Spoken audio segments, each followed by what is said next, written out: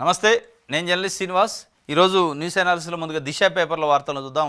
ఢిల్లీలో పోరాడదాం, బీసీ బిల్లుకు జై, ఆమోదించిన శాసనసభ, అన్ని పార్టీల మద్దతు, సభలోకి ఎస్సీ వర్గీకరణ బిల్లు నేటి చర్చ. 42% రిజర్వేషన్లు సాధిద్దాం, బీసీ రిజర్వేషన్ల పోరాటానికి నాయకత్వం వహిస్తా. ఇక పోరాటం ఎక్కడదు, మళ్ళీ పోరాటం అంటే కథ అడ్డం తిరిగినట్టేనే. ఈ పోరాటం చేయటం అంటే అది కాదు. ఈ అసెంబ్లీ తీర్మానం చేసిన చట్టం చేస్తే తప్ప ఈ పోరాటం చేయడానికి కామారెడ్డి డిక్లరేషన్ ఇచ్చింది. ఇప్పుడు బీజేపీ వాళ్ళు ఏం చేయాలి, దాన్ని బీజేపీ కోర్టులో వేసినాం అని చెప్పి వీళ్ళు అంటారు. బీజేపీ వాళ్ళు ఏం చేస్తారు, ఇది దేశవ్యాప్త సమస్య, దీనిపైన పరిశీలించాలి, ఒక రాష్ట్రానికి ఇచ్చినట్టు ఉండదు అంటారు వాళ్ళు. ఇక సింపుల్గా వాళ్ళు తప్పించుకుంటారు. వాళ్ళు ఇంకోటి ఇక రాజకీయం అయింది ఇందులో. బీజేపీ వాళ్ళు ఏమంటారంటే, ఇప్పుడు కాంగ్రెస్ పార్టీ అధికారంలో ఉన్న మిగతా రాష్ట్రాల్లో అమలు చేసి చూపించారా, ఇదేదో రాజకీయం కోసం మాకు పంపడం తప్ప అని వాళ్ళు చెప్తారు. వీళ్ళు ఏమంటారు, బీజేపీకి బీసీల పైన చిత్తశుద్ధి లేదు, మేము చట్టం చేసి పంపితే ఆమోదించట్లేదు అంటారు. ఈ రాజకీయాల్లో బీసీలు నలగటం తప్ప దీంతో ఉపయోగం లేదు. మొత్తం ఏకగ్రీవంగా అన్ని పార్టీలు ఆమోదించిన BC reservation 42%, including BJP, BRS. మరి ఇలా అదే బీజేపీ కేంద్రంలో అధికారంలో ఉంది. మళ్ళీ బీజేపీ పైన పోరాటం చేయడానికి మరి ఇక్కడ ఉన్న బీజేపీ కూడా కలిసి వద్దా? కేవలం బీఆర్ఎస్ కాంగ్రెస్ పోతాయా, కమ్యూనిస్ట్ పార్టీలు అనేది తెలియని పద్ధతి. ఇది అయితే అడ్డకత్తెరలో పడ్డ పోకచెక్క అయింది. బీసీ రిజర్వేషన్ 42% అనేది రేవంత్ రెడ్డి అంటే ఆయన మనసులో ఉన్నది ఏందనేది గతంలో అసెంబ్లీలో చెప్పిండు. కేంద్రానికి పంపిస్తాం, అయితే అయింది, లేదు లేదంటే మేము పార్టీ పరంగా ఇస్తామని ఆయన డిసైడ్ అయ్యి ఉన్నాడు. ఇదంతా ఒక నాటకం లెక్కనే కనిపిస్తుంది ఇది చూస్తుంటే. ఎందుకంటే మేము హామీ ఇచ్చినాం, అమలు చేయడానికి సిద్ధమైనాం, అమలు చేయడానికి ప్రాసెస్ స్టార్ట్ చేసినాం, కానీ బీజేపీ సహకరించట్లేదు అని చెప్పుకోవడానికి తప్ప దాంతో బీసీలకు కడుపు నిండదు, బీసీలకు న్యాయం జరగదు. అమలు చేస్తే బీసీలకు న్యాయం జరిగింది, కడుపు నిండిద్ది తప్ప ఇట్లాంటి రాజకీయాలు చేసి మేము చేయడానికి చూసినాం, మేము పెట్టడానికి చూస్తున్నాం కానీ వాళ్ళు ఒప్పుకోవట్లేదు అని చెప్పే ప్రయత్నానికే పనికొద్ది ఇది. మొత్తానికి అయితే ఢిల్లీలో పోరాడదాం, దానికి నాయకత్వం నేనే వహిస్తా అంటుండు.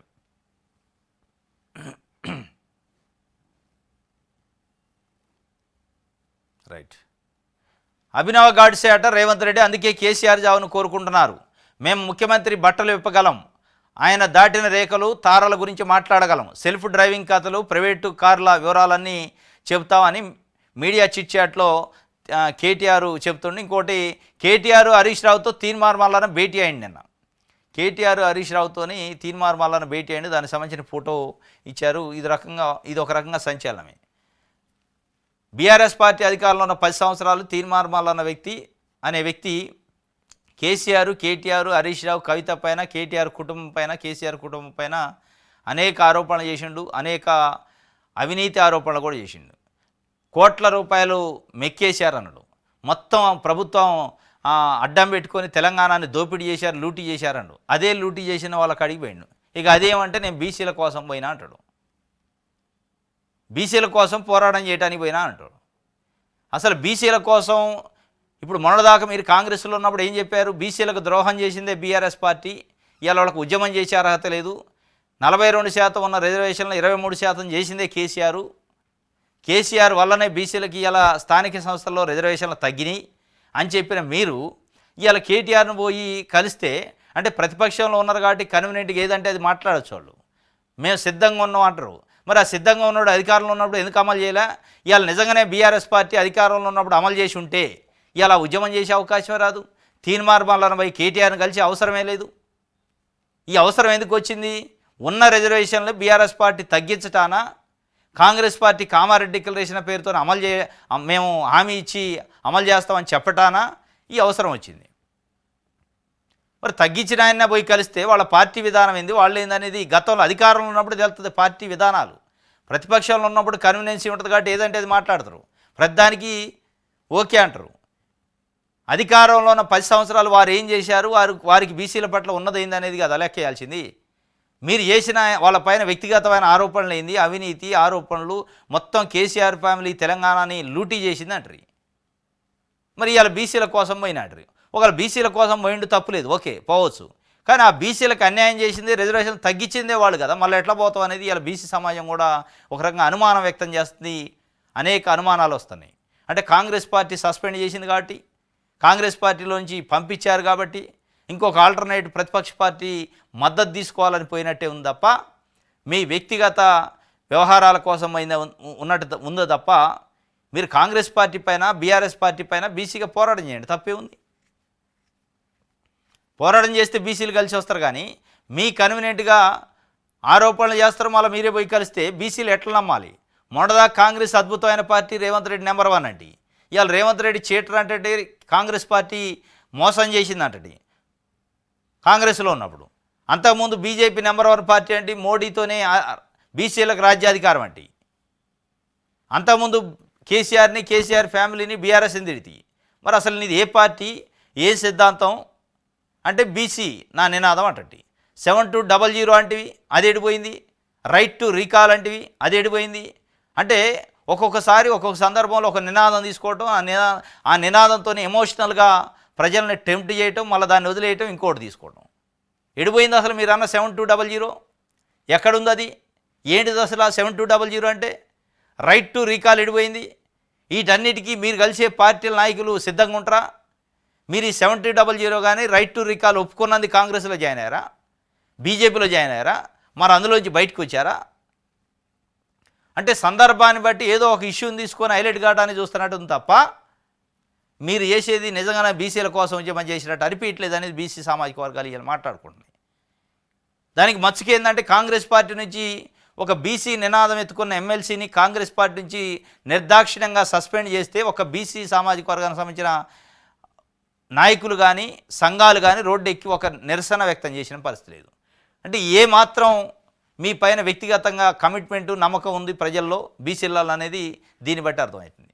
ఇది మొత్తానికైతే కేటీఆర్ హరీష్తోనే మల్లన్న భేటీ అయిండు. దీనికి సంబంధించి ఒక వార్తనిచ్చారు. రైట్, వెలుగు పేపర్ చూద్దాం. యువతకు 2 నెలల్లో 6000 కోట్లు ఇస్తాం, అర్హులకే రాజీవ్ అవకాశం, ప్రతి నియోజకవర్గంలో 4-5 వేల మందికి లబ్ధి. సీఎం రేవంత్ రెడ్డి చెప్తుంటూ నిన్న రాజీవ్ యువ వికాసం అనే ఒక వెబ్సైట్ను ఓపెన్ చేశారు. నిన్నటి నుంచి అప్లికేషన్లు ఏప్రిల్ 5 వరకు ఏం అప్లికేషన్ చేసుకునే అవకాశం ఉంది. ఎస్సీ, ఎస్టీ, బీసీ, మైనార్టీలకు సంబంధించిన నిరుద్యోగ యువత అప్లై చేసుకుంటే 3 లక్షల రూపాయలు వాళ్ళు యూనిట్ కాస్ట్ ఇస్తారు. అంటే 3 కేటగిరీలుగా 1 lakh ఒక కేటగిరీ, 1 lakh నుంచి 2 lakh ఒక కేటగిరీ, 2 lakh నుంచి 3 lakh ఒక కేటగిరీగా పెట్టుకున్నారు. ఈ 3 కేటగిరీలో ఏ కేటగిరీ కావాలన్నా అది అప్లై చేసుకోవాలి. చేసుకుంటే కేటగిరీకి ఒక రకమైన సబ్సిడీ ఉంది. ఫస్ట్ కేటగిరీలో 1 లక్ష లోపు అయితే 80% సబ్సిడీ ఉంటుంది. రెండో కేటగిరీలో 1 నుంచి 2 లక్షల వరకు అయితే 70% సబ్సిడీ ఉంది. మూడో కేటగిరీలో 3 లక్షల వరకు 100%, 3 లక్షల వరకు తీసుకుంటే దాంట్లో 60% సబ్సిడీ ఉంది. ఇట్లా పెట్టారు. దానికి సంబంధించిన వెబ్సైట్ నేను లాంచ్ చేసిండు ముఖ్యమంత్రి గారు. దాంట్లో అప్లై చేసుకోవాలట. దాని తర్వాత స్క్రూటినీ ఉంటుంది. స్క్రూటినీ తర్వాత వాళ్ళు ఎంపిక చేస్తారు. ఒక 2 నెలల్లోనే 6000 కోట్లు యువతకి ఇస్తామని చెబుతున్నారు. విద్యా ఉద్యోగ స్థానిక సంస్థలో బీసీలకి 42% కోటా, 2 వేర్వేరు బిల్లులను అసెంబ్లీలో ప్రవేశపెట్టిన ప్రభుత్వం. ఏకగ్రీవంగా ఆమోదించిన సభ అమలు కోసం కేంద్రంపై ఒత్తిడి తెద్దామని సీఎం రేవంత్ చెబుతుండూ కేసీఆర్తో పాటు అన్ని పార్టీల లీడర్లు కలిసి వస్తే ప్రధాని కలుద్దాం, ఈ పార్లమెంటు సమావేశాలను ఆమోదింపజేసుకుందాం, రిజర్వేషన్ పెంపు ఎట్లా సాధ్యం కాదో చూద్దాం, రాష్ట్రంలో బీసీలు 56.36% ఉన్నట్టు తేలింది, మేము చేపట్టిన కులగణన లెక్కలు 100% కరెక్టు. అసెంబ్లీలో చర్చ సందర్భంగా ముఖ్యమంత్రి ప్రకటన. బిల్లులను ప్రవేశపెట్టిన బీసీ సంక్షేమ శాఖ మంత్రి పొన్నం ప్రభాకర్. విద్య, ఉద్యోగము, స్థానిక సంస్థలు మూడిట్లో అట.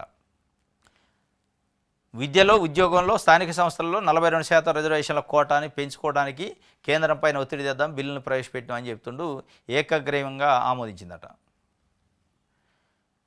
పహణిలో ట్యాంపరింగ్కి 40 లక్షల డీలాట. సూర్యాపేటలో ధరణి అక్రమాల్లో నీవరిపోయే నిజాలు. పట్టాలేని భూములను ధరణిలో చేర్చేందుకు రెవెన్యూ ఆఫీసర్లు పన్నాగం. మిస్సింగ్ సర్వే నెంబర్లను చేర్చే మాడ్యూల్ను ఇందుకు వాడుకునే ప్లాను. 11 మందికి 27 ఎకరాలు పట్టాలు ఇచ్చేలా మోతే తహసీల్దార్ ఆఫీసులో 40 లక్షలకు ఒప్పందం. ఇది సక్సెస్ అయితే మరో 35 ఎకరాలు ఇవ్వాలని స్కెచ్. రికార్డుల ట్యాంపరింగ్ కోసం 5గురితో స్పెషల్ టీం. కలెక్టర్ అలర్ట్గా ఉండటంతో పారని పాచిక. తహసీల్దార్ సహా 21 మంది అరెస్టు, రిమాండ్కి తరలింపు. సూర్యాపేట జిల్లా మోతే మండలం అని ఉంటుంది. 11 మందికి 27 ఎకరాలు అసలు భూమి రికార్డులు మొత్తం తారుమారు చేసి లేని పాణిని క్రియేట్ చేసి ట్యాంపరింగ్ చేసి వాళ్ళకి ఎక్కించాలని 40 లక్షలకి డీల్ కుదుర్చుకున్నారట. ఎంఆర్ఓ సహా ఉన్నాడు ఇందులో. కూర్చుకొని ఇది సక్సెస్ అయితే ఇంకొక 35 ఎకరాలు కూడా ఉందట, దాని లైన్లో పెట్టారు. ఇట్లా ఒక దందా చేయడానికి దానికి ఏం వాడుకున్నారంటే మిస్సింగ్ సర్వే నెంబర్ అని ఒక మాడ్యూల్ ఉంటుంది ధరణిలో. ఆ మాడ్యూల్ని పెట్టి మిస్సింగ్ సర్వే నెంబర్లో వీళ్ళకి భూములు ఉన్నా కానీ మిస్ అయింది అని చెప్పి ఈ పాణీలు ట్యాంపరింగ్ చేసిన పాణీలతోని స్కాన్ చేసి ధరణి వెబ్సైట్లో అప్లోడ్ చేస్తే సీసీఎల్ వాళ్ళు అప్లోడ్ చేస్తే కలెక్టర్ కూడా అప్రూవల్ చేస్తే వాళ్ళకి పట్టా బుక్లు వచ్చాయి.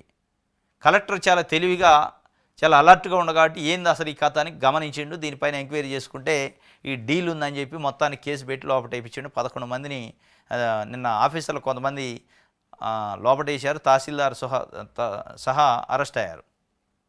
రేవంత్ గోడలు దూకేది మాకు తెలియదా? సాగర్ సొసైటీలో ఎంతసేపు ఉండేవాడో తెలుసు.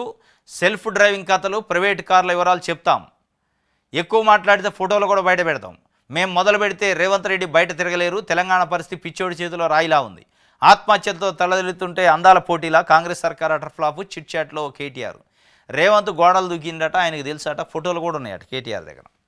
రేవంత్ గోడలు దూకింది, సాగర్ సొసైటీలో ఎంతసేపు ఉంది, సెల్ఫ్ డ్రైవింగ్ చేసుకొని పోయింది, ప్రైవేట్ కార్లలో తిరిగింది, గోడలు దూకింది, ఇవన్నీ ఉన్నాయట. మరి ఆ ఫోటోలు ఏదో బయట పెడితే ఇదేం బ్లాక్ మెయిలింగ్? నా దగ్గర ఫోటోలు ఉన్నాయి, అవసరమైతే ఫోటోలు కూడా బయట పెడతాం ఎక్కువ మాట్లాడితే అంటున్నాను. అంటే మీ తప్పుల నుంచి కప్పించుకోవడానికి ముఖ్యమంత్రిని బ్లాక్మెయిల్ చేస్తారా? అసలు నీ దగ్గర ఏమైనా ఉన్నాయా? ఉంటే ఎందుకు బయట పెట్టట్లే? మరి ఇన్ని తెలిసాక 10 ఏళ్ళ అధికారంలో ఉన్నవాళ్ళు మీరు గోడలు దూకి ఆయన్ని, సెల్ఫ్ డ్రైవింగ్లు చేసి ఆయన్ని ఎందుకు పట్టుకోలేకపోయారు? తారలు అని కూడా అంటుండు. ఎక్కడెక్కడ తారలను కలిసింది కూడా మాకు తెలుసు. అవసరం అయితే మేము ఎక్కువ మాట్లాడితే బయట పెడతాం అంటే ఎక్కువ మాట్లాడటం అంటే మళ్ళీ ఇట్లా ఈ కార్ రేసింగ్ అది ఇది అంటే నీ ఫోటోలు బయట పెడతా అని ఇక ఒక రకంగా రేవంత్ రెడ్డిని ముఖ్యమంత్రిని బ్లాక్మెయిల్ చేసినట్టే. మరి ముఖ్యమంత్రి గారు దీనిపైన చూడాలి ఏం మాట్లాడుతున్నాం. పెట్టు బయట నిజాయితీ ఉంటే పెట్టు బయట అనాలా. ఇద్దరు మరి కూడబలుకొని ఒకరినొకరు బ్లాక్మెయిల్ చేసుకొని ప్రజలను పిచ్చోళ్ళని చేస్తానరా అనేది అర్థం కాని పరిస్థితి. మీ దగ్గర ఫోటోలు ఉండే బయట పెట్టండి, ప్రజలకు చెప్పండి, రాష్ట్రానికి చెప్పండి. ఒక రాష్ట్రానికి ముఖ్యమంత్రి ఆయన నిజంగానే ఏమైనా తప్పులు చేసి ఉంటే బయట పెట్టండి. ఇప్పుడు రేవంత్ రెడ్డి ఏమంటాడు, మీ చిట్టా ఇప్పుతా అంటాడు. నిన్న ఆయన చిట్టా ఇప్పుతానగానే ఈయన కూడా నీ చిట్టా ఇప్పుతా, నీ చిట్టా నా దగ్గర ఉంది, నీ ఫోటోలు నా దగ్గర ఉన్నాయి. ఇద్దరు చిట్టాలు ఎవరి దగ్గర వాళ్ళు పెట్టుకోనరు. ఒక చిట్టా కూడా బయటికి రావట్లే. ప్రజల్ని బ్లఫ్ చేస్తున్నారు.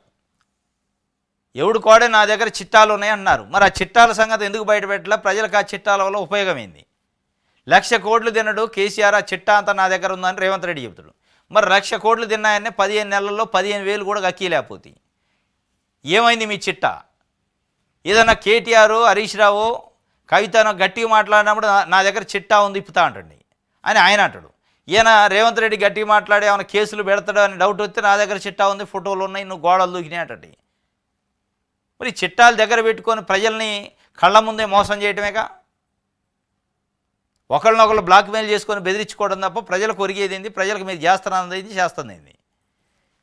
అందుకే ఆ బయట పెట్టాలా, ఆ గోడ దూకిని ఏందో బయట పెడితే బాగుంటుంది.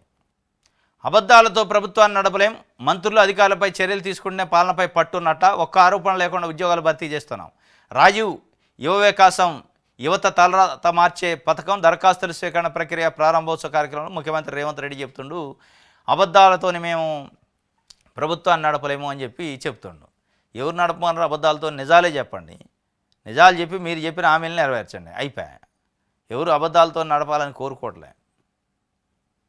1,00,000 ఎకరాల్లో వరి ఎండిందట. ప్రభుత్వానికి వ్యవసాయ శాఖ ప్రతిపాదిక ప్రాథమిక నివేదిక.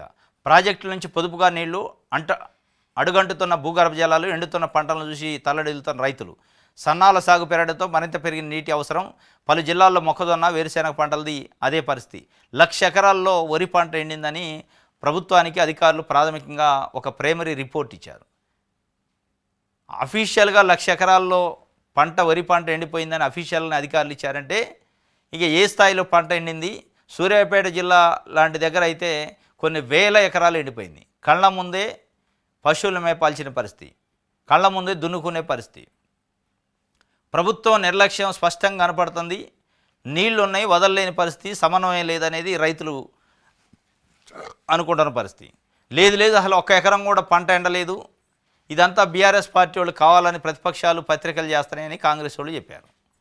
మరి అలా ప్రభుత్వానికి మీరు అధికారులను అడిగిన రిపోర్ట్లో వచ్చింది ఏంది? 1,00,000 ఎకరాలు ప్రాథమికంగా ఎండింది.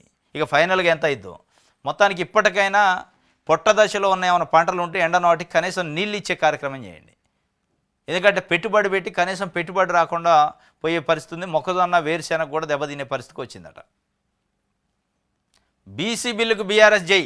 బీఆర్ఎస్ ఒకటైంది, అన్ని పార్టీలు చేయాలి. కాంగ్రెస్ అన్నది, బీజేపీ అన్నది, బీఆర్ఎస్ అని ఏకగ్రీవ ఆమోదం అంటే బీఆర్ఎస్ చేసినట్టే ఉంది. అన్ని పార్టీలు మద్దతు ఇచ్చినాయి. బిల్లుతోనే చేతులు దులుపుకోవద్దు, కేంద్రాన్ని ఒప్పించే బాధ్యత రేవంత్ రెడ్డిదే. సీఎం ఢిల్లీలో దీక్ష చేస్తే బీఆర్ఎస్ మద్దతు ఇస్తుంది. తమిళనాడులో శాస్త్రీయ పద్ధతి పాటించాలి. బీహార్ అశాస్త్రీయ బిల్లును కోర్టు కొట్టేసింది. తెలంగాణ సర్కార్ బీహార్ బాటలో పోతున్నది. బిల్లు పార్లమెంట్లో ఆగిపోయే ప్రమాదం ఉంది. బీసీ బిల్లుపై చర్చలో గంగుల కమలాకర్. నాడు బీసీ రిజర్వేషన్లు అడ్డుకున్నదే కాంగ్రెస్. బీఆర్ఎస్ ఎమ్మెల్యే కేపీ వివేకానంద ధ్వజం. బీసీ బిల్లుతోనే చేతులు దులుపుకోవద్దు, బిల్లు పెట్టి చేతులు దులుపుకోవద్దు అనేది వాస్తవం. బీసీలు కోరుకుండేది అదే. తమిళనాడు పద్ధతిలో షెడ్యూల్ 10th షెడ్యూల్లో పెట్టే కార్యక్రమం చేయాలి. 9th షెడ్యూల్లో పెట్టే కార్యక్రమం చేస్తే తప్ప, లేదంటే అమెండ్మెంట్ అయితే కోర్టులు కొట్టేది. 9th షెడ్యూల్లో పెడితే తప్ప అది నిలవదు. సండే కదా సైటు పని చేయలేదు. విదేశీ విద్యా పథకం అప్లికేషన్ అప్డేట్పై మంత్రి స్కీమ్ను ఆపేయలేదని చెప్పేందుకు యత్నం. లబ్ధిదారుల జాబితా ఇంకెప్పుడు ఇస్తారని గంగుల కమలాకర్ రెడ్డిని పొంతం లేని జవాబు చెప్పిన మంత్రి సీతక్క. ఇండియన్ ఓవర్సీస్ పథకం, అంబేద్కర్ ఓవర్సీస్ పథకం అని బీసీలకి, ఎస్సీలకి, ఎస్టీలు విదేశాలకు పోయే వాళ్ళకి బీఆర్ఎస్ ప్రభుత్వం పెట్టింది. డబ్బులు ఇచ్చేది స్టైఫండ్ తరహాలో 10 లక్షలు అట్లా. దానికి సంబంధించిన జాబితా అయిందని అడిగితే సైట్ పని చేయట్లేదు, సండే కదా అన్నదట. తులం బంగారం ఇవ్వట్లేదు, మేము చెప్పిన కళ్యాణ మస్తు పథకం అమలు కావట్లేదు. కళ్యాణ లక్ష్మి, సాది ముబారకులనే కొనసాగిస్తున్నాం. ఆ పథకాలకు సంబంధించిన బిల్లులే చెల్లిస్తాం. శాసనమండలిలో మంత్రి పొన్నం ప్రభాకర్ చేతులు ఎత్తేసిండు. తులం బంగారం కథ ఒడిచినట్టేగా. ఇంకెక్కడ తులం బంగారం 90,000కి పోయింది. అసలు వాళ్ళు పెరగపోతేనే ఇతరో లేదు, గ్యారెంటీ లేదు. ఇప్పుడు ఇచ్చే అవకాశం లేదు. డైరెక్ట్గా అసెంబ్లీలో చెప్పేసిండు, ఇయ్యట్లేదు, మేము తులం బంగారం మోసం చేసినామని చెప్పేశాను. రైట్, ఈనాడు చూద్దాం. సీఎం విధానాలతోనే ఆర్థిక వ్యవస్థ చిన్నాభిన్నం. కేసీఆర్పై ద్వేషంతో కాళేశ్వరానికి మరమ్మతులు చేయలేదు. మీడియాతో ఇష్టాగోష్ఠిలో కేటీఆర్ విమర్శలు చేసిండు నిన్న. సీఎం విధానాలతో ఆర్థిక వ్యవస్థ మొత్తం చిన్నాభిన్నం అయిందట. ఇంకోటి 1,00,000కు పైగా జీవోలు రహస్యంగా ఉన్నాయట. పోర్టల్లో కనిపించిన పరిపాలన నిర్ణయాలు, ఉత్తర్వులు. 2.14 లక్షలు అందుబాటులో ఉన్నది. 82,000 గత 10 ఏళ్లకు పైగా రాష్ట్రాల్లో ఇదే పరిస్థితి. 1,00,000కు పైగా జీవోలను హైడ్ చేసిందట కేసీఆర్ ప్రభుత్వం అప్పట్లో. ఇది ఈనాడుకి సంబంధించి. ఇది ఈరోజు న్యూస్ ఛానల్స్. రేపు తాజా వార్తలతో తిరిగి కలుసుకుందాం. Thank you.